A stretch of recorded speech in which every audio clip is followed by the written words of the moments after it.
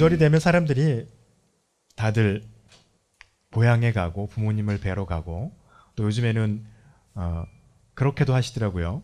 부모님들을 모시고 부모님이 있는 집으로 가는 게 아니라 다른 여행지로 가서 그곳에서 뭐 1박 2일, 뭐 2박 3일 이렇게 아예 그냥 가족 여행을 가시는 분들도 계시는 거 요즘에 볼 수 있게 됩니다. 또 어떤 사람들은 그렇지 않고 자기들 가족들만 따로 이렇게 여행을 가는 그런 문화도 요즘에 있는 것을 보게 됩니다.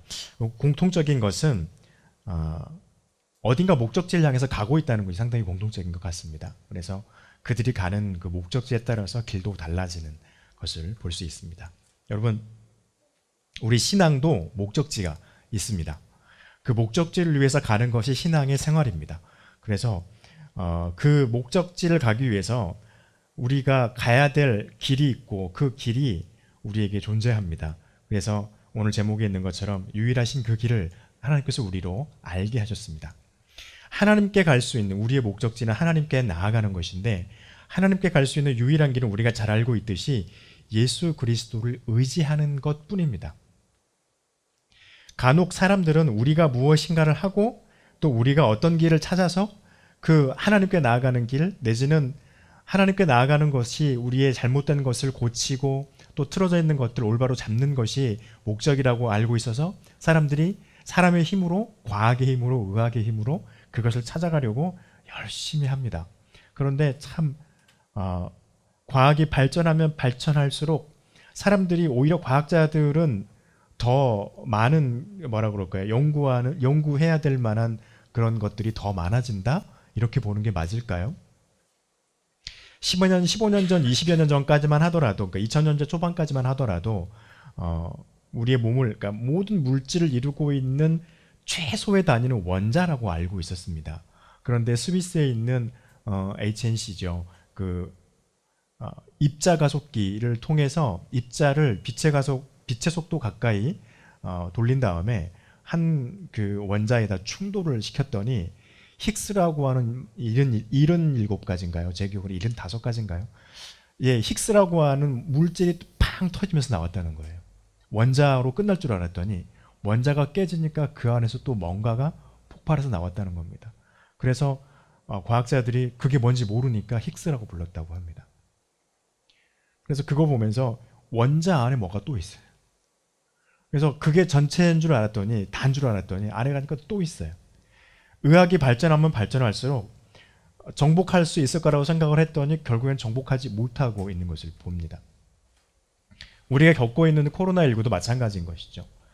더 이상 어떤 것이 나오지 않을 것이다. 이제 과학기술이 이만큼 발전했으니 웬만해선 사람이 뭐 예전처럼 아주 심각한 병에 걸려가지고 막 수십만 명이 한꺼번에 죽거나 이런 일은 잘 없지 않을까 했더니 코로나19가 나와가지고 웬걸요? 많은 사람들이 죽고 또 그것 때문에 고통스러워하고, 지금 저와 여러분도 그걸로 인해서 하나님께 예배하는 것에 불편함을 겪기도 하고, 지금도 걸릴까 조마조마하면서 마스크를 쓰고, 여전히 마스크는 벗어도 됩니다 라고 했지만 사람들이 불안해서 길거리에서 다 마스크 쓰고 다니는 그런 상황이 되는 것이죠.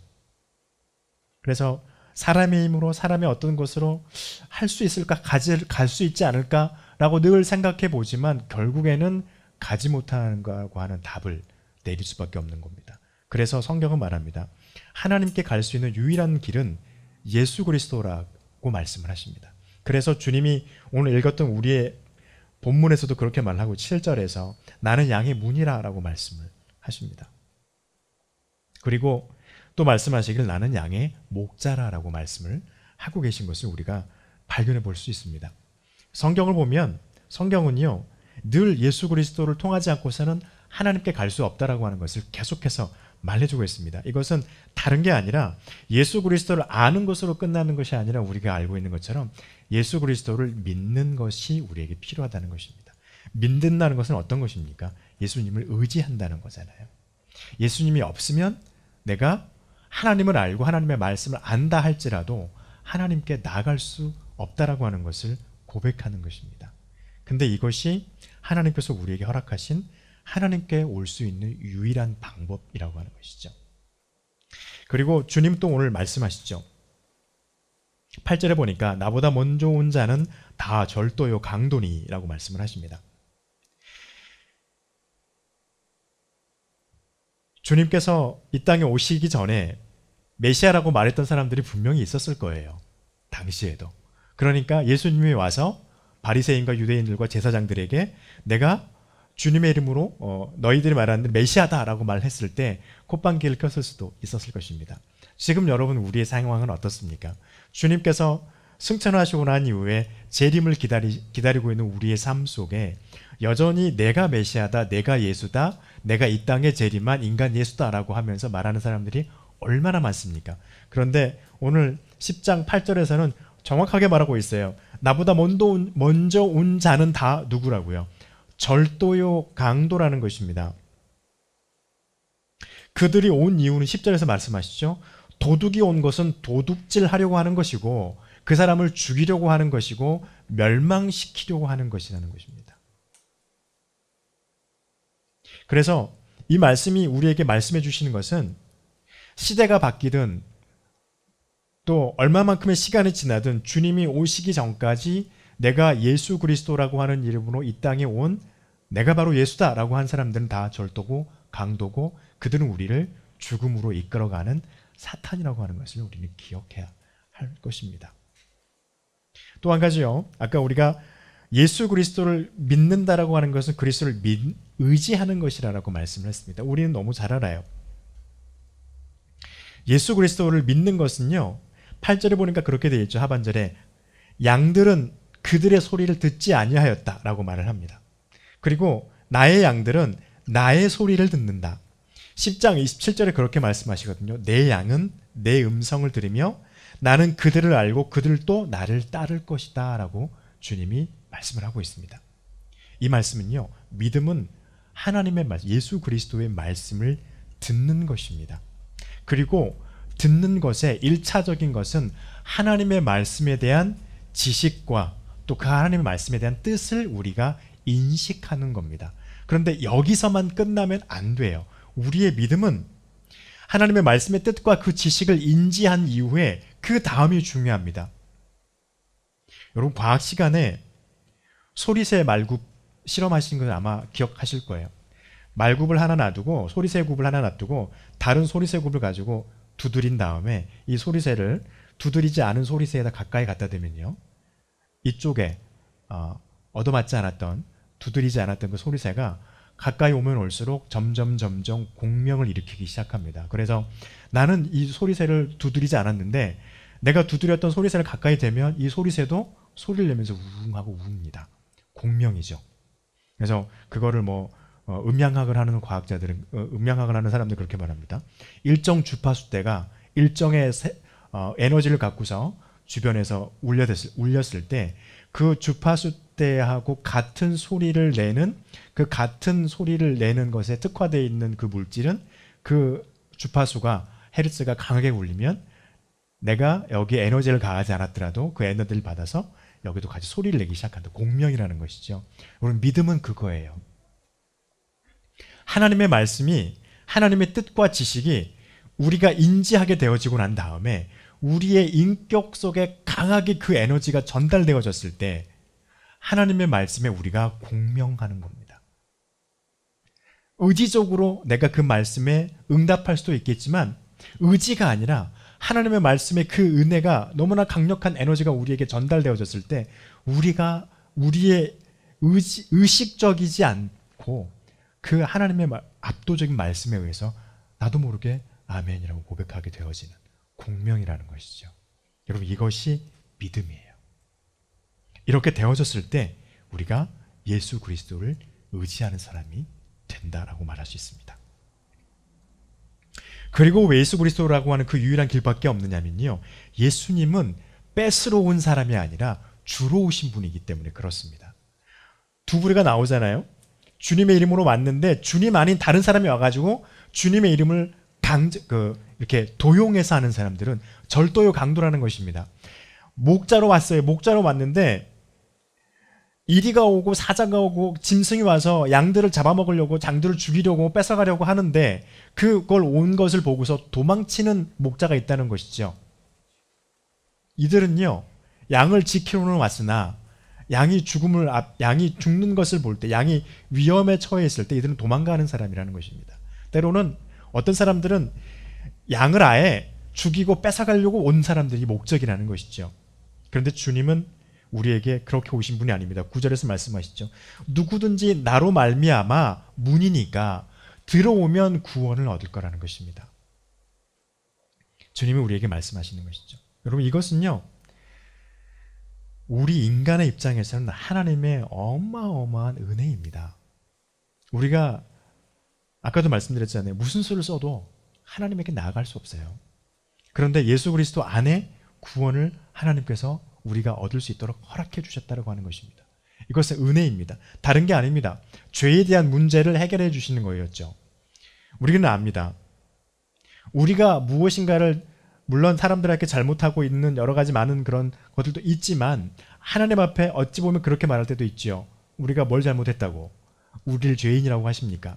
그런데 우리는 우리의 조상이 하나님의 말씀을 어긴 것에 대한 유전적인 죄를 가지고 있는 원죄라고 합니다. 이 죄를 해결할 수 있는 방법이 없어요. 내 생명을 하나님 앞에 드릴 수도 없기 때문에. 이미 나는 오염된 사람이기 때문에 그렇습니다. 그런데 하나님이 육신을 입고 이 땅에 오셔서 우리를 갈망하고 그것을 소망하고 있는 우리에게 그것을 취할 수 있고 얻을 수 있는 길을 열어주셨습니다.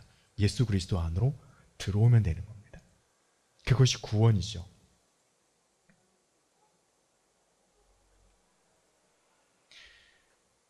그렇게 가능한 이유는 예수 그리스도가 바로 하나님이시기 때문입니다. 15절 말씀에 그렇게 되어 있죠. 아버지께서 나를 아시고 내가 아버지를 아는 것 같이, 이렇게 되어 있습니다. 아버지께서 예수 그리스도를 아십니다. 또 예수 그리스도도 아버지를 아십니다. 그랬더니 이것 때문에 유대인들이 신성모독이라고 이제 예수님을 더 핍박하게 되어지죠. 다른 말이 아닙니다. 내가 하나님이니, 그 말씀이십니다. 또 한 가지입니다. 예수님께서 우리에게 주신 것이 있습니다. 성장을 할 수 있도록 우리를 인도하신다는 것입니다. 9절 말씀에 이렇게 되어 있죠. 그들이 내게 들어오면 구원을 받고, 또는 들어가면서 나가면서 무엇을 얻는다고 됐습니까? 그들이 꼴을 얻으리라, 이렇게 말씀을 합니다. 여기서 말씀하신 이 꼴은요, 우리가 하나님 앞에서 반드시 얻어야 할 것들입니다. 첫 번째는 우리가 하나님의 말씀을 들었을 때 하나님의 말씀의 뜻을 알고 그것을 기억하는 우리의 영적인 성장입니다. 그리고 기억한 것을 우리가 공명을 이루면서 믿음을 고백하면서 우리의 삶이 변화되어져 가는 우리의 믿음의 성숙이 여기에 달려있기 때문입니다. 또 한 가지요, 이 꼴은요, 우리 육신에게 필요한 것들을 하나님이 우리에게 공급해 주실 것을 말씀하고 있습니다. 그래서 여러분이 가끔씩 그런 말씀을 드립니다. 주기도문에 보면 하나님께서 우리에게 알려주신 기도문 속에 우리의 육신을 위한, 우리의 일용할 양식을 위해서 반드시 기도하게끔 하나님이 만드셨어요. 여러분도 여러분의 영적인 성장과 성숙을 위해서 늘 기도하시기 바랍니다. 그리고 반면에 꼭 우리의 육신의 필요함을 채워주실 것을 주님 앞에 간구하시기 바랍니다. 그러면 하나님께서 채워주실 것입니다.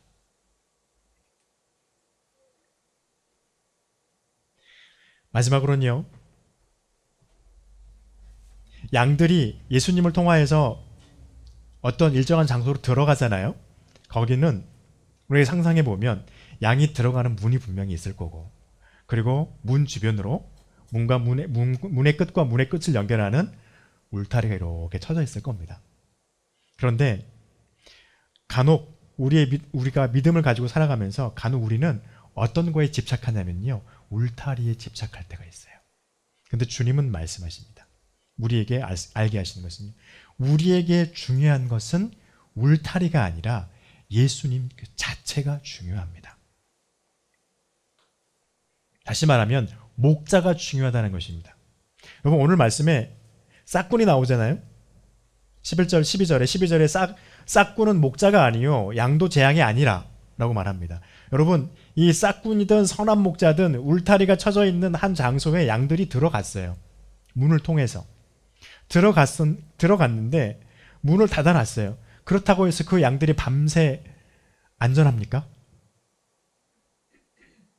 울타리 안에 들어가 있다고 해서 그 양들은 절대 밤새 안전할 수가 없어요. 누가 있어야 되는 건가요?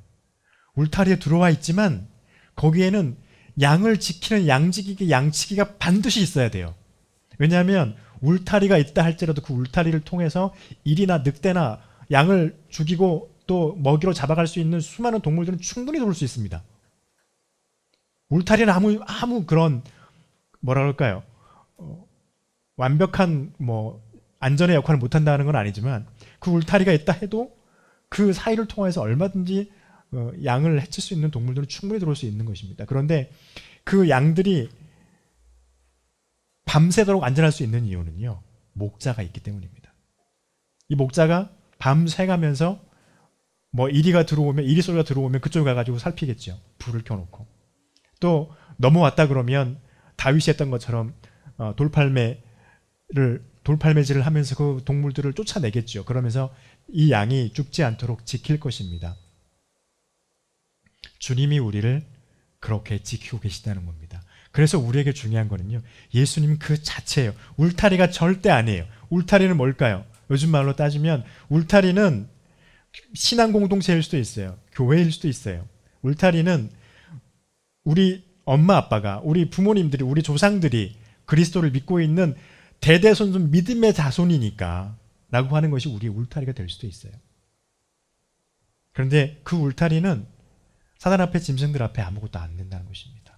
정말 중요한 것은 내 앞에 예수님이, 내 옆에 예수님이 계셔야 우리를 해하려고 오는, 우리의 믿음을 죽이고 빼앗으려고 오는 사단의 무리로부터 우리가 안전해질 수 있다라고 하는 것입니다. 18절 말씀에 그렇게 되어 있습니다.